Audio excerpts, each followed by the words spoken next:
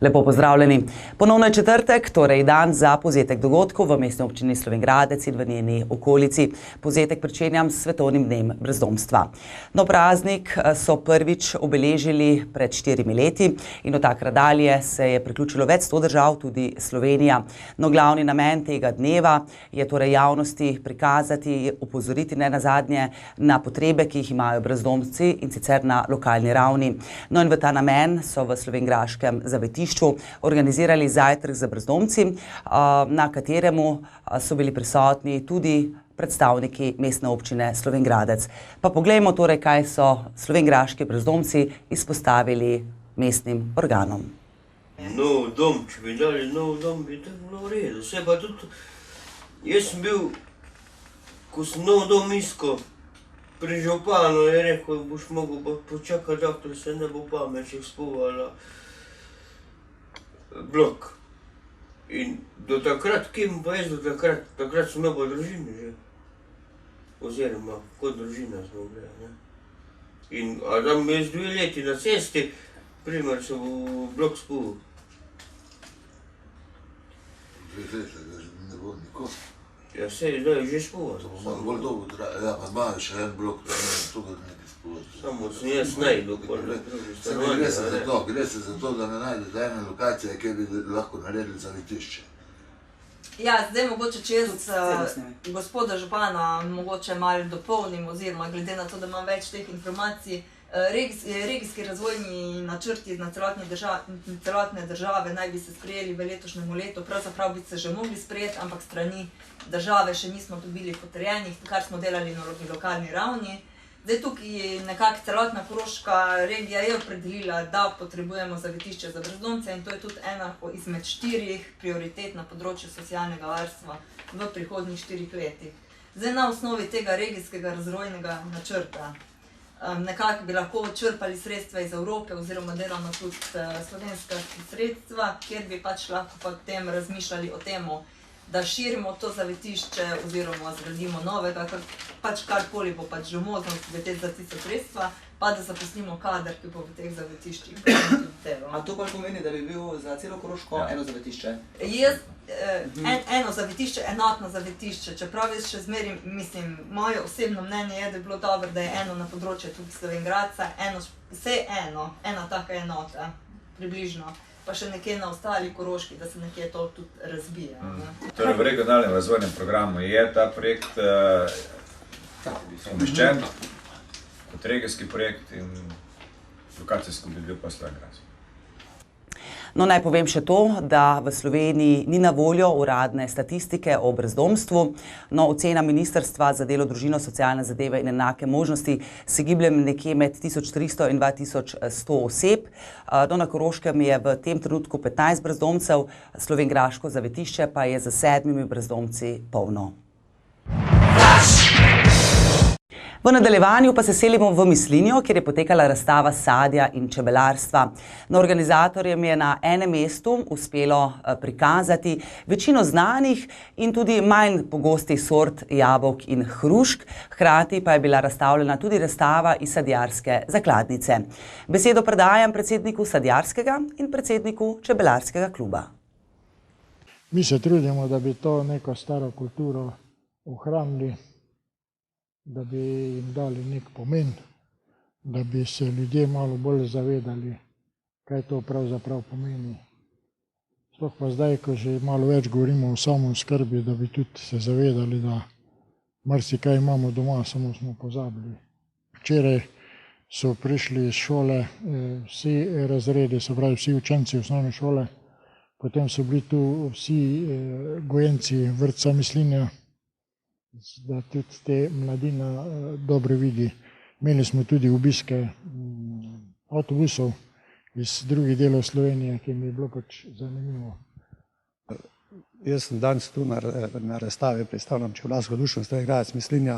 V Čebelarskem društvu Slovenj Gradec Mislinja je nas okrog 150 čebelarjev.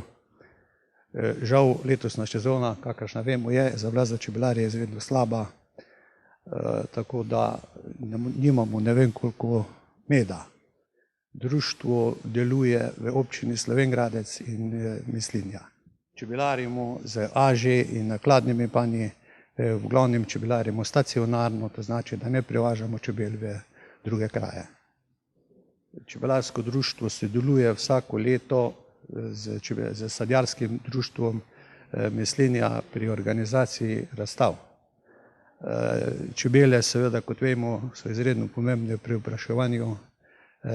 opraševanju sadovnjakov, zato tudi sodelujemo z sadjarskim društvom Mislinja. No, za nekaj trenutkov ostanimo še v občini Mislinja. Vabim vas, da si ogledate nekaj utrinkov iz gasilskega tekmovanja.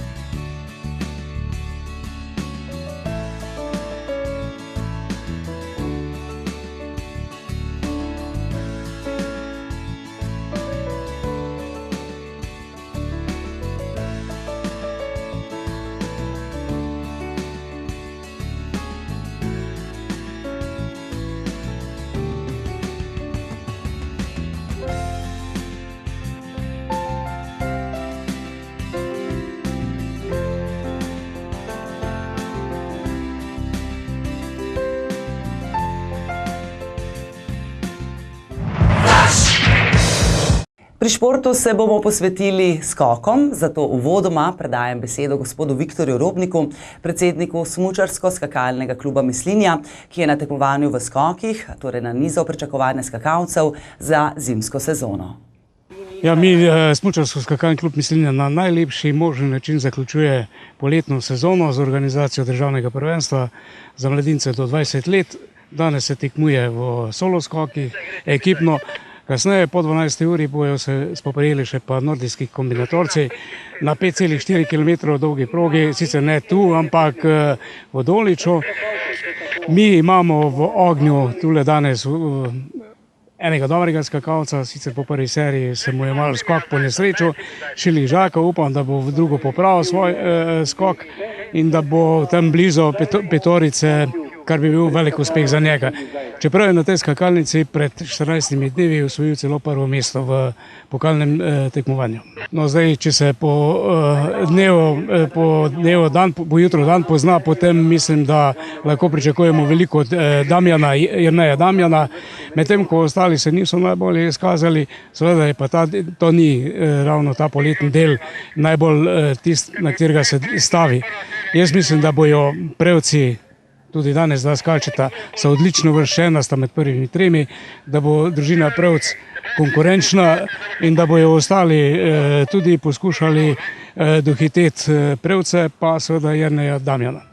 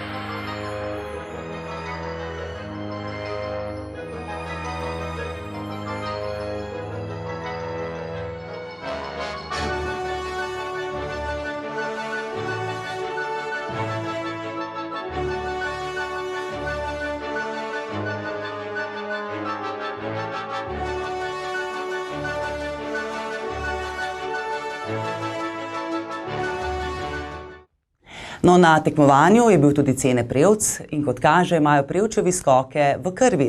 Ja, skakajo že Cenetov oče, največji vzornik Ceneta pa je ravno njegov brat, torej Peter Prevc. Zdaj pa predajam besedo mlademu upu.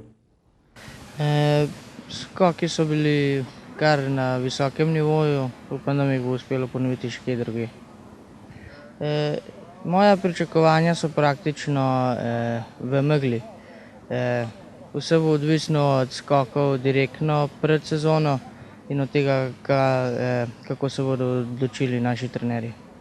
Tekmovanja v skokih se je udeležil tudi Žak Šilih, ki pa je z letošnjimi rezultati že dodobra zakorakal v zimsko sezono. Skoki nisem bili zadovoljen, pač poskusna serija je bila dosti v redu skoki. Prva serija se je malo z vetrom ponesrečila, tako da je bil malo krajši skok, tako da tudi pol študiraš, da moraš drugi skok narediti še toliko boljši, pa se pa tudi drugi skok ni šlo s pogoji malo, tudi skoki niso bili najbolj na nivoju, tudi če so bili pogoji malo slabši, bi mogel pač skoke s treninga prenesti na tekmo, 3 do 5 metrov dlje bi mogel sigurno skočiti, pač ni se šlo. Ja, v zimski sezoni pač pričakovanja so, da bi pač skoke s treninga prenesel na tekmo, to je pač pa bolj kot ne, da bi bili skoki konstantni, ne da bi s tekme v tekmo pač, da bi se rezultati, ne vem, recimo z 5. mesta 15. pa tak naprej, mislim pač bolj kot ne pač konstantno skokov, pa držati pač dosti visok nivo skokov skozi celo zimo. No, ob koncu pa še kulturi. Najprej se selimo na Kope, kjer je potekalo 4. mednarodno likovno srečanje, v katerem sodeluje 10 priznanih slikarjev s častnim gostom Karlom Pečkom. No, dogodek je organiziralo tudi tokrat kulturno društvo Jože Tisnikar Mislinja, zato v ta namen besedo predajam predsedniku. Torej, 4. likovno srečanje. Pred letošnjim letom je to veljalo za organizacijo torej vašega kulturnega društva in občine Mislinja. Letos prvič pri tem likovnem srečanju sodeluje tudi mestna občina Slovenj Gradec. Kako je prišlo do tega sodelovanja?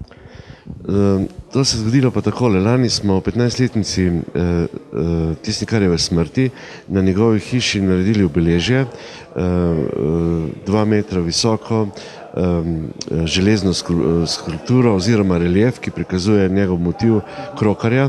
In na otvoritvi te skulpture je bil seveda tudi Andrej Čas, župan mestne občine Slovenj Gradec, in je seveda takoj rekel, da v naslednjih kolonijah bi hoteli tudi oni aktivno sodelovati, seveda, ker je bil Jože Tisnikar med drugim tudi častni občan mestne občine Slovenj Gradec. No in to se je seveda tudi zgodilo. Na nek način bomo pa to sodelovanje letos takole potrdili, da bo prva razstava iz tele kolonije bo v Mislinji 28. oktobra, potem bomo pa to isto razstavo prenesli v februarju, konec februarja, 28. februarja v mestno galerijo v pasaži v Slovenj Gradec, tako da bo tudi, bom rekel, fizično v obeh občinah. Vodstvo te kolonije je ena ekipa večjih ljudi, ki ima vsak svoje naloge in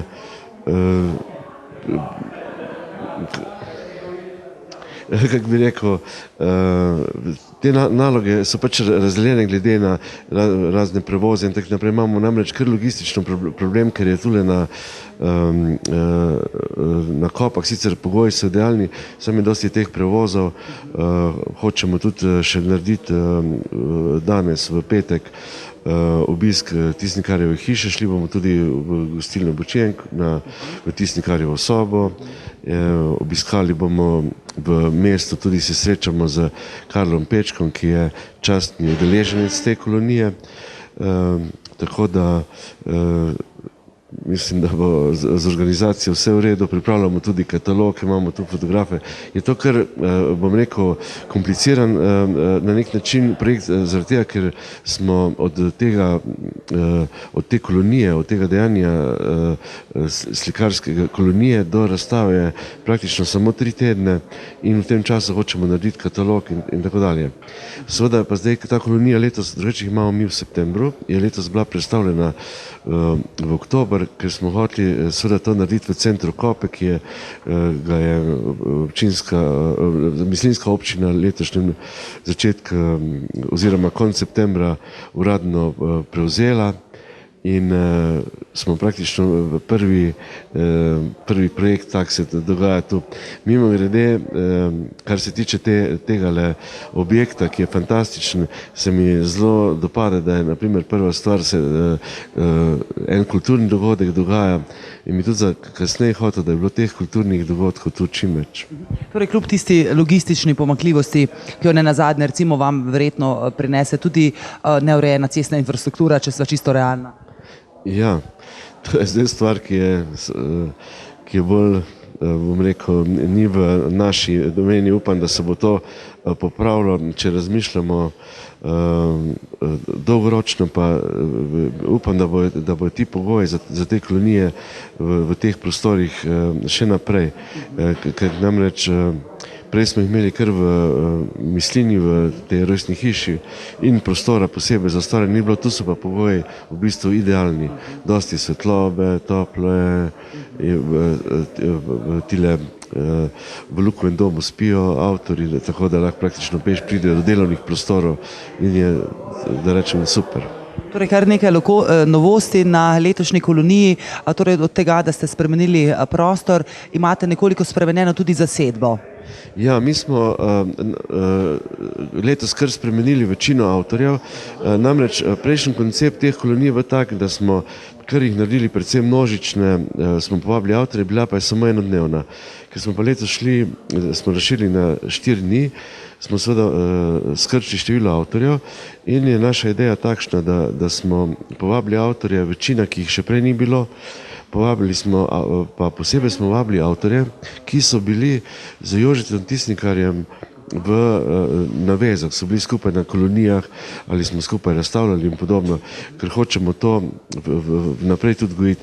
Res, da je tu nekaj mlajših avtorjev, ki Jožeta osebno niso poznali, ampak tudi za naprej imamo nekako idejo, da bi čim več teh ustvarjalcev, ki so z njim sodelovali na bilo kak način, na to kolonijo povabili, da bi tudi v končni fazi ta presek teh razstav oziroma te postavitve stalne, ki je gor na rojstni hiši, da je bil tak, da obiskovalec vidi dela Jožeta Tisnikarja, tudi njegove originale, in v drugem delu, da vidi avtorje, ki so z njim, s katerimi je skupaj deloval, sodeloval, se družil na raznih kolonijah, razstavah in podobno. Zdaj pa še v Koroško galerijo likovnih umetnosti, kjer se bosta prav danes vrstili 2 otvoritvi. Prva, 12 prostorov, o tem več v prihodnji oddaji, in druga, Pino Poggi, pomembni ostanki Evrope. No, in kot mi je zaupal sam umetnik, torej profesor Pino Poggi, se izraz pomembne ostanke Evrope nanaša na kose lave, marmorja in ostalih predmetov, ki so nekako komponirani v samo razstavo in so tudi dejanski, torej resnični geološki odpadki, katere je torej umetnik našel tako v Grčiji, Turčiji, na Malti in predvsem na Siciliji. No, in umetnik je torej vse te najdene kose prenesel v svoj atelje in jih tam torej predelal v neke mitološke simbole, v katerih lahko danes odkrijemo torej našo zgodovino. O umetniku in njegovi razstavi, ki bo na ogled kar 8 mesecev in sicer v Koroški galeriji likovnih umetnosti, je pred našo kamero spregovoril kustos Jernej Kožar. Pa mu prisluhnimo. S to razstavo želi profesor Pino Poggi sporočiti svoji publiki te galerije, da se je zopet vrnil v Slovenj Gradec, čeprav ni nikoli odšel dejansko, ampak da se je znova s svojo umetnostjo, da tako rečem, vrnil v to galerijo. Kajti, kot veste, je galerija leta 2000 pripravila njegovo retrospektivno razstavo in ob tej priložnosti nam je on podaril Koroški galeriji zbirko svojih del, na kar smo seveda zelo ponosni in kar dejansko konstituira to inštitucijo, koja je eno najpomembnejših kulturnih institucij, ne samo na Koroškem, tudi širše v Sloveniji. Torej, po tej razstavi smo nekakšno v dogovoru z Pino Poggijem poskušali predstavljati dele te zbirke in sicer ne kot posamezne segmente, kot veste je profesor Poggi, kipar, slikar, dejansko vsestranski umetnik, no, se pravi ne kot posamezne segmente te zbirke, temveč kot postavitve tega njegovega izuma, da tako rečem, arte utile okolja oziroma environmenta po angleško, kar je dejansko njegov izrazni način, njegov izrazni medij, kot je recimo za slikarja slika. To okolje smo potem razstavili, mislim, da 3-krat oziroma 4-krat nazadnje v galeriji Ravne z arte utile okoljem Evropa in Deucalion in Pera. Potem je tule bilo na ogled 2008 okolje Meduza, Vertuno, mislim, da par let prej. No in sedaj se je vrnil, kot rečeno, oziroma s ponovno postavitvijo te zbirke, tu naprej na ogled so še dela, razstavljena dela Bogdana Barčiča in Jožeta Tisnikarja.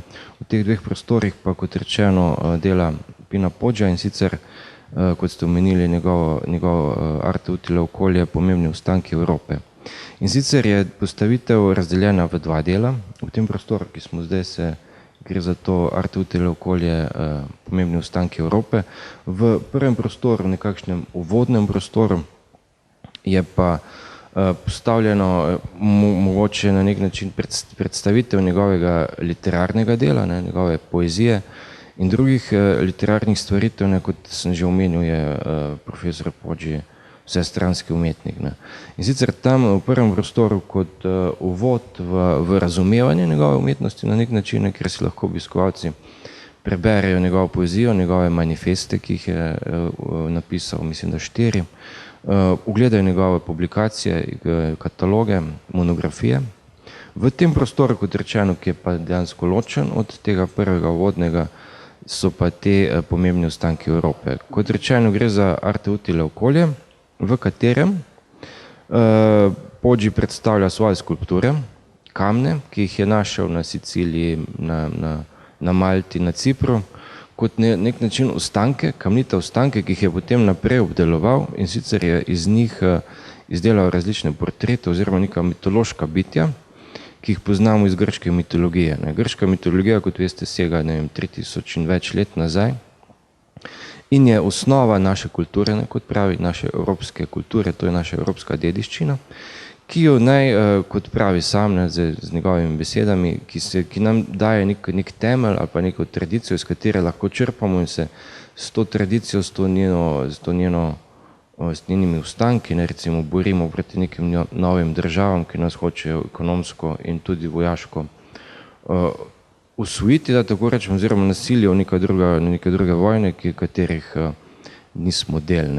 Se pravi, te ostanki, pomembni ostanki kamnite skulpture se sedaj potem kombinirajo z risbami na steni, s fotografijami teh del, se pravi, gre za pomembni element te postavitve, je to ponavljanje. In seveda, da ne pozabimo ogledalo, tu za nama, ogledalo, ki dejansko zdaj odseva vso to okolje, ves ta prostor, hkrati pa usrka gledalca, ki je po mojem morda celo najpomembnejši sestavni del te postavitve, je gledalec sam, ki ga zdaj to ogledalo nekako umesti v ta prostor in postane sestavni del tega prostora.